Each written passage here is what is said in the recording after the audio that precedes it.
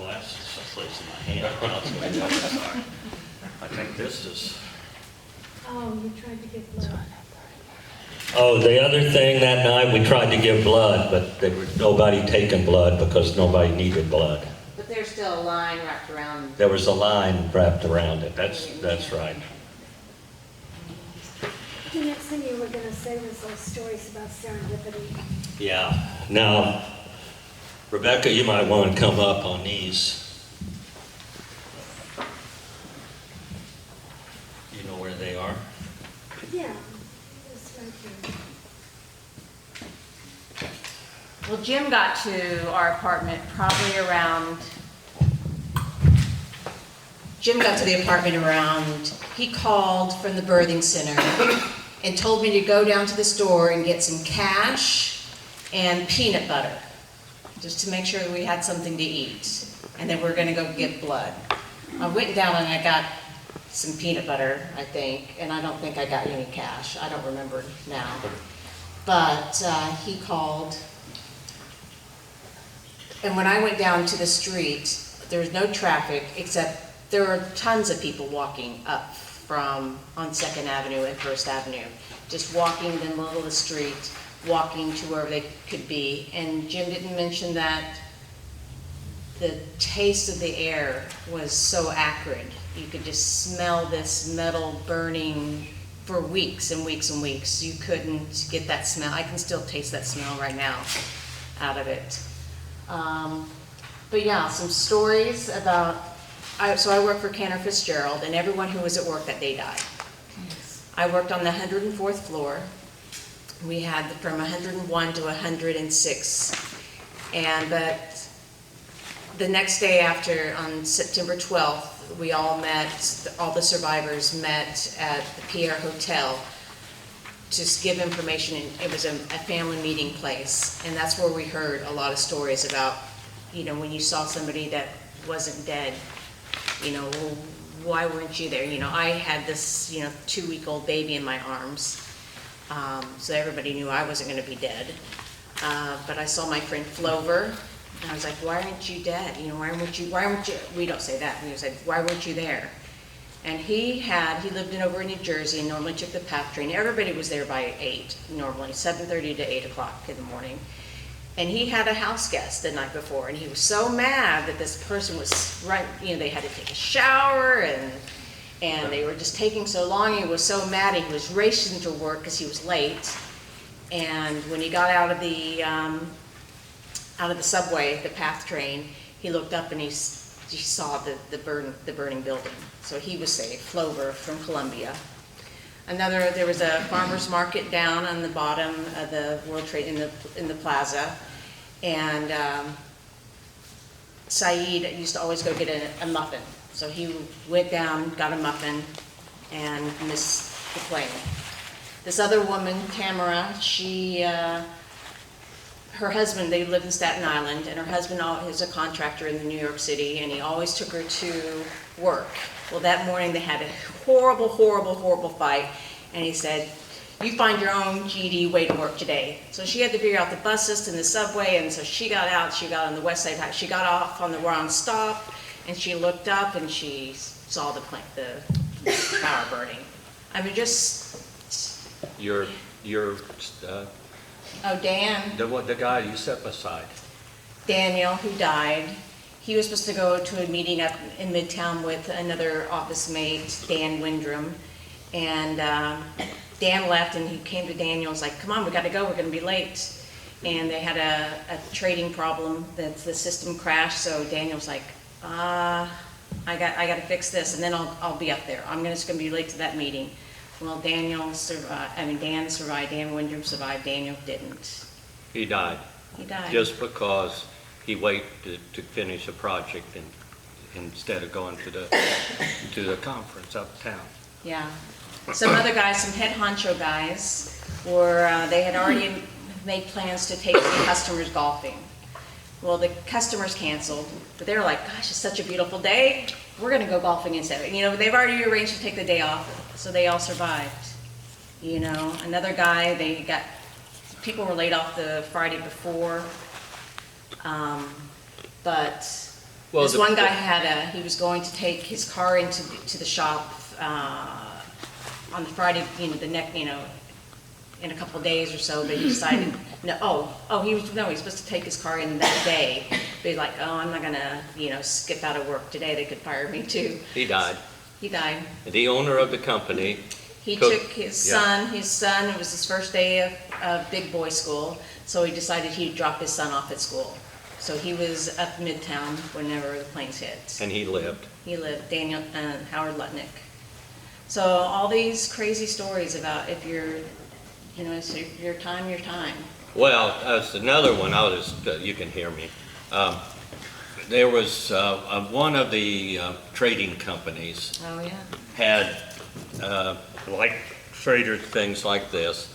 I think 8 of them were on the floor, and that's on the floor. They're the They would guys have been that. safe.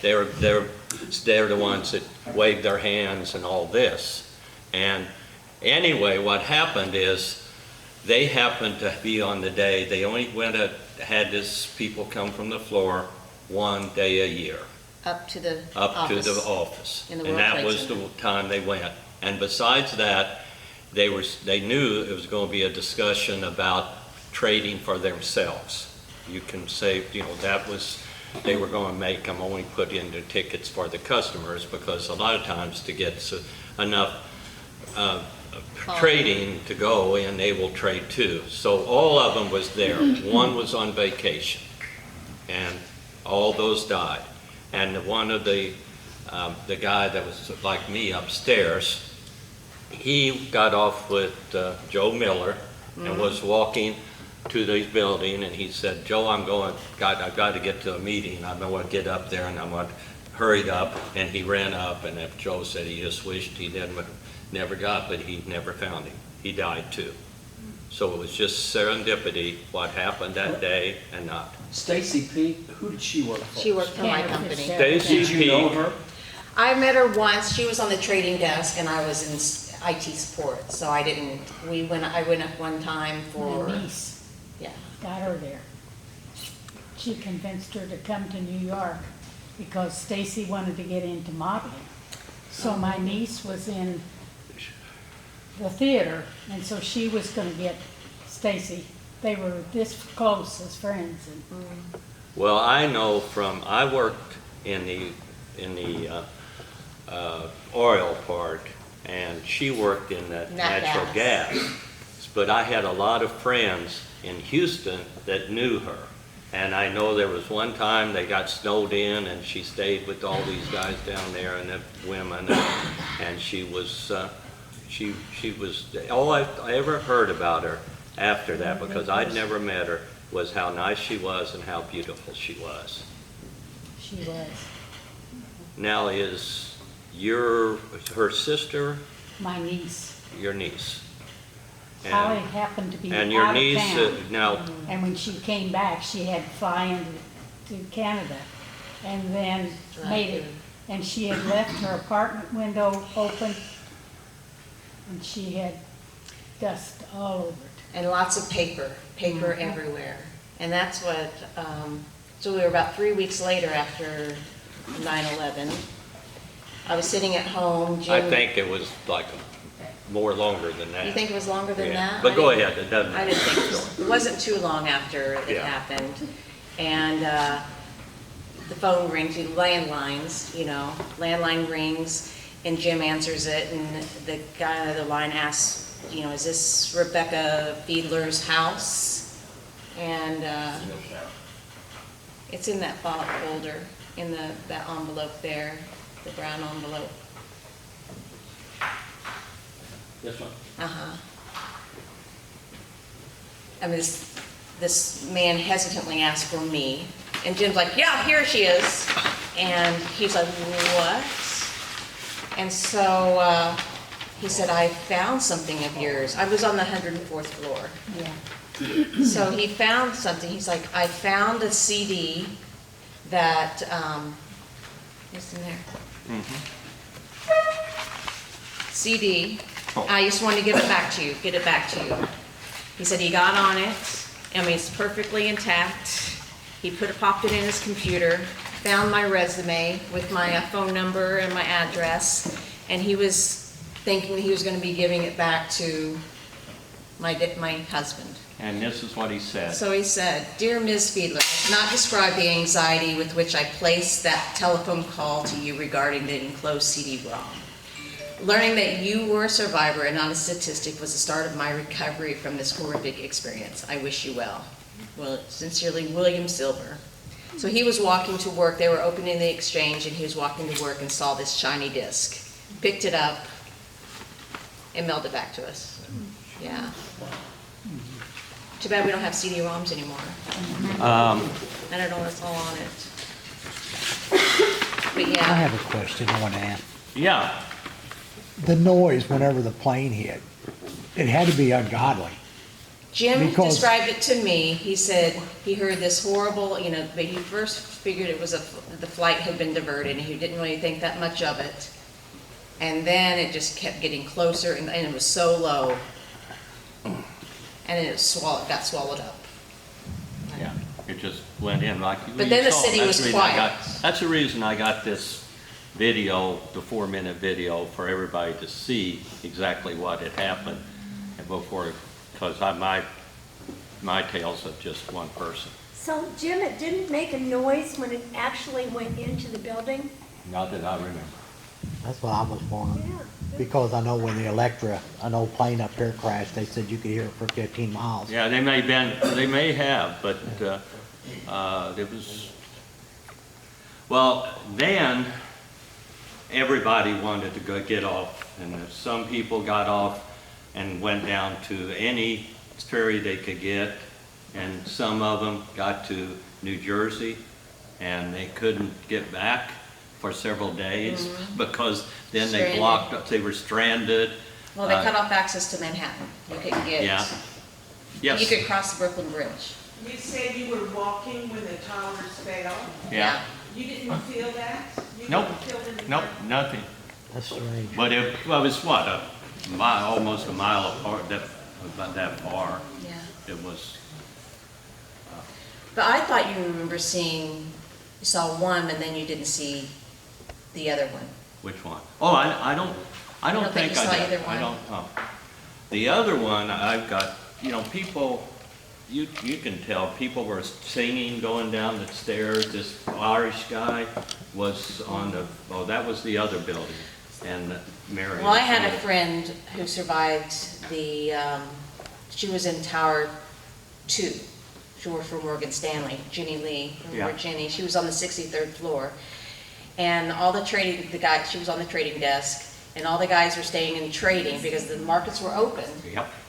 Probably small But business, one of the she big- was with a secretary that was there during the bombing in 93. Is that when the bombing was, 93? The 93, this is the anniversary, by the way, today. And the secretary was panicked. She said, I gotta get out of here. I can't be here with that. And of course, over the loudspeakers, the security people were saying, stay put, don't leave, you're safer here, there's debris. But his secretary was freaking out. Well, this, to tell you what, the people, the first plane it hit, and then we went for 15 minutes after that, it was the financials,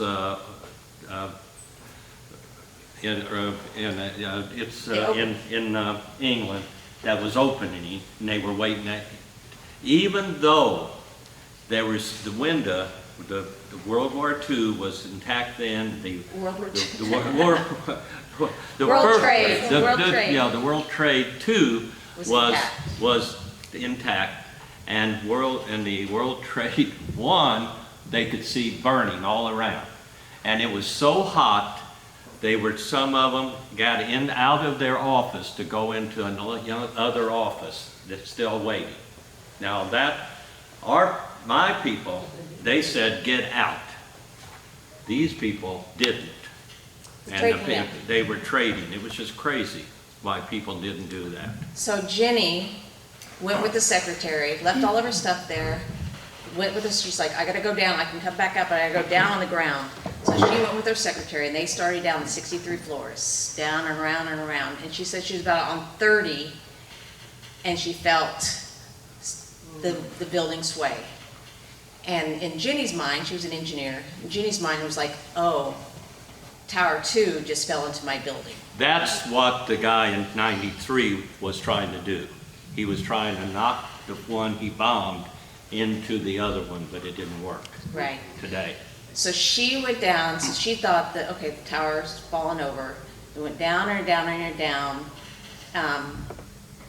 And then you went down to the concourse, and they had them routed all the way through the concourse and up through borders. And people were standing on the escalator, and people were yelling, walk up the escalator. So she got out, she looked up and saw all the smoke, and both buildings were intact. That's when nobody knew, everybody walking there didn't know what was going on.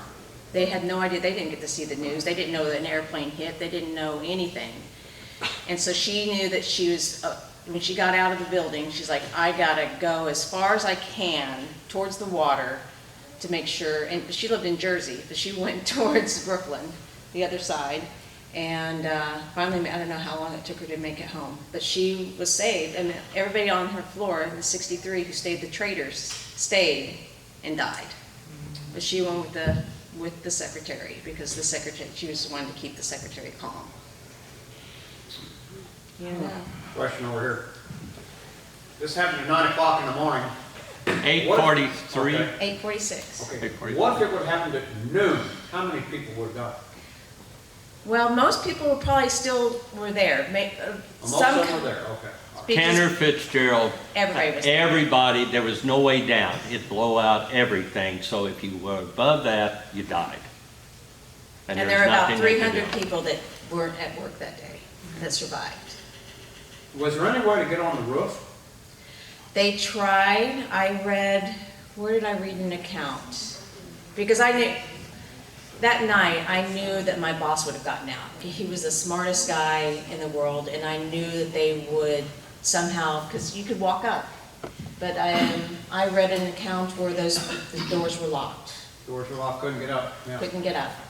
They couldn't get out anyway. They I was couldn't get thinking out, and they helicopter couldn't get could have dropped down. them on- I don't know. I think the helicopters couldn't land with all that heat. and Yeah, it's too much debris, yeah. That's what I Too much guess. up there, but okay. Stuff flying out, um, yeah. Well, then, well, There you go. well, no, you don't get to sit back I down. have a question, Rebecca. Yeah. Your company was on the floors where, in number 2, where that plane went through that section where. Tower 1, She we was were in the above one. it. One. Oh, I was, okay. And both stairwells were sheared, I heard. So your company was where they went through Tower 1, and that's why everybody in your company, 3 floors?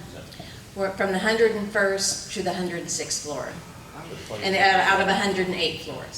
So we were at the top. It was such a beautiful view. So, but the plane actually didn't come through. It went through like in the Stranded. 80s, I believe. Was it the 80s? I think it's over there. I think it's higher than that in the 90s. 93. 93 on the one, Tower and the one. other one was like 80-something or something. That was lower. And people in this Tower 1 did survive and get down below above the impact zone. I think the Tower 1, there was something special about the gas or something. Number 2. Tower 2, people survived above Yeah. the blast zone. Right, yeah, Above they the got plane by. I crash. know a person who saved a woman who might Yeah, have been I think down. there was a stairwell that was still open, but I think But again, they had the one, Yeah. it was the Irish guy who 78 would 84, sing, 90. and he stood, like, with his big voice, and he's a big guy, all the way down with people to keep him calm. He was like on the 20th floor or something. But of course, the And he died. firemen were going around. They were going around, So there's you had people this- coming down, it was everything. I mean, there were He had a wide question. stairs. There were wide stairs, but not, because you used them to go up, back and down. You didn't take the elevator if you wanted to go from 101st to 104th. He had a question for you? And he said that on Tower 1, Yeah? plane hit and wiped out everything, correct? That was the first plane. Yeah, it's the first plane. He wiped out, so everybody above there got But they, were alive for a long No, time. They were live. alive. They could live, but they couldn't get. Right, they couldn't get down. The tower two, I may have missed it, I was in the back, but Yeah. did anybody above it, were they able to get down? Yes. And so someone got Yes. down. And you see that plane, well, it went, it was a little bit more to this side than number 2, and so the people down could go down on the other side. Yeah. And you see how close they were, and the people that she was referring to were the ones where it was so hot, was on this side of the building, and they didn't know what was happening, except it was so hot coming from the World One, they were just stupid. Yeah, all right. But I know Tower One, all that gasoline went straight down the elevator shafts and blew out That's the glass revolving doors in the bottom. That's what our guys that walked out saw. Yeah, they saw. They saw when it blew, I Bob thought it Younger was and those guys. Interesting that you talked about what your boss did the next day or the day after. What did Marty do? Yeah, but what, you mean? They came back. They came back to the building. Yeah, well, yeah, Well, you guys were back to work like the next 5 days later. well, a little confusing thing. The first thing we did in our company, it's an old company, we got everybody out. I think the first type, the Merrill Lynch's and the people with all not as sophisticated people, they knew to call the buildings that are, in case like this, they have set up Disaster recovery disaster site. recovery sites. Well, when we got to ours, the site was up by the bridge, the bridge up north. Oh, it's George Washington George Bridge? Washington Bridge. Was your That's where, disaster yeah, recovery site? yeah, and so, Ours was in Jersey, New Jersey, New Jersey, that's what I said. across the bridge. Oh, Ours was. This is yeah, where Canada was yeah, there. you had more money. But you were ours- downstairs. But ours, if you waited the next day and they said, well, let's try to get places, and they had not, so they had to set it up. So with that in mind, it was really important at this time that they didn't, I guess W. Bush was the one that was president at the time, and what happened is they really wanted to be back in running really quick.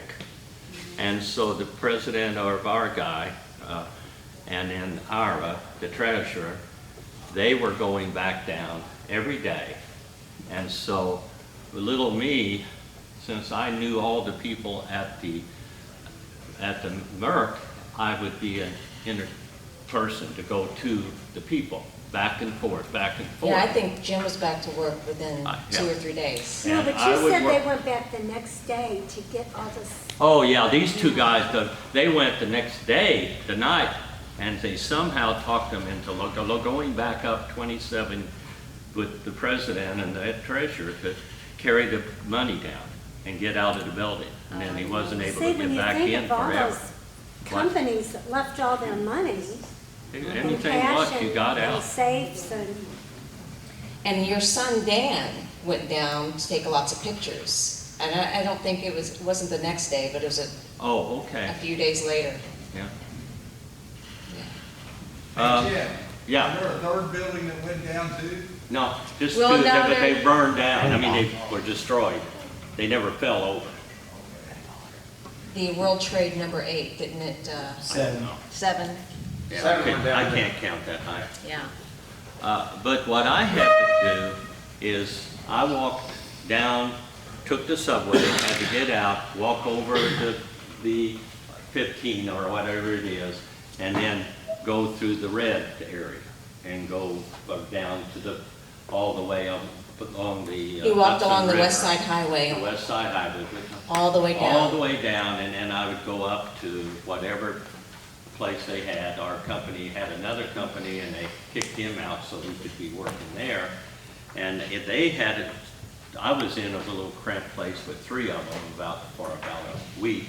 And then they got one guy out, and I got a corner office. And that's where they wanted it. It was closer to the elevator. So their office was the size of that door. And here I was in the corner watching the stuff. And it was right at the corner at the, where you looked across the street. And you'd see people coming out, they would all get together and salute. And here would come a covered object. And it was all they would find whenever they found a piece of something or somebody, or they would put it on that, cover it, go out. But there are so many strange things. Since I was on the 100, we went to a lot of funerals that year. Yeah, with more junior funerals. I had a son, way I said it once, there was many funerals, but never more, we couldn't go to them. We couldn't go to all of them. But I was just gonna say how some, they never found anything, and some Oh, yeah. people were totally intact, like nothing ever happened to them. Up from the 104th floor. Yeah, her boss, we went to his funeral in Long Island. There was a young kid, I don't remember his name, we used to bring him to the parties and stuff, and he was so much fun, and he was from New Jersey. Nick? Nick, I think. And we couldn't go to all the funerals we should go to, and then you wouldn't find who had killed Diane's twin sister or Yeah. something, and it just one after another. But Rebecca had everybody, almost. Yeah. Almost. She never had a boss she liked and loved this one. And he was the most amazing man. Yeah. He was 35, had a 2-year-old at home. So I got out and came back and worked a deal where I could go and work at home here at The original work at home before the pandemic. Yeah, on the road, at Rome. And I did that for 2 years, just so I could keep in touch with it. It was in the time everybody was going electric, so there wasn't the best guy to yell and stuff. So I just quit that after 2 years, and we went back to the farm. Yeah. And Maisie? Then we had Tommy in Yeah, 2002. Yeah, but Maisie's the one that saved us all. I don't know any more questions. We can do this again sometime when I have my papers more together. We're not quite done yet, folks. Mark Laughlin was an air traffic controller at the time, and Mark's going to say a few words. Mark, come on up here. A few words. Come on up here and tell us, come on, up here, microphone. I'm Mark Laughlin. I was air traffic. No. You can talk to You Mike. can hear me, my big mouth. No, microphone. Let's go. Mark Laughlin, I was controller for 32 years at the FAA at the Indianapolis Air Route Traffic Control Center. That day, I still think about it frequently. But you saw that one picture of the Pentagon, American 77. Our facility was working him over Beckley. And we have computerized generated radar. And these people were trained to fly these planes, but they weren't proficient at it. But they turned off their transmitter. And when they did that, the transponder, we lost all radar with it. A good friend of mine, Joe Eisert, was working him. We went down there and we're trained to look forward.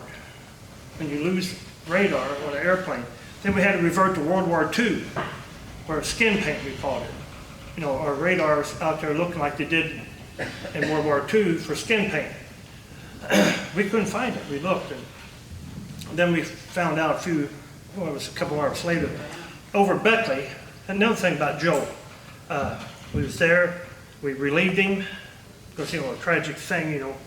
He never worked an airplane again. He died about a year later, and he was my age. That was, you know, something that always sticks in my mind. Anyhow, they dropped down over Beckley, got mountaintop, flew back in. I went to Washington 2 weeks later to the Pentagon there. I had the command center. And I was told then that's never been official. Just like that second airplane that flew in there, if you notice, it kind of hit the left corner of the building, not in the center. If he would have started his turn 30 seconds late, he would have missed it. They were flying too fast, too low. And he should have been pulling it back. When they traced it, a couple of days later, the text told me, they think his target was Washington, the White House. Because his target, he skidded. He was going so fast again, he didn't pull back. And when he went to turn to get to the White House, he was going too fast, too low, and he skidded by. When we went to the Pentagon 2 weeks later, it was still smoking. You could see Arlington Cemetery where he came through the cemetery. Treetops, knocked some treetops off. He hit the street. He skidded through the gates. He didn't fly into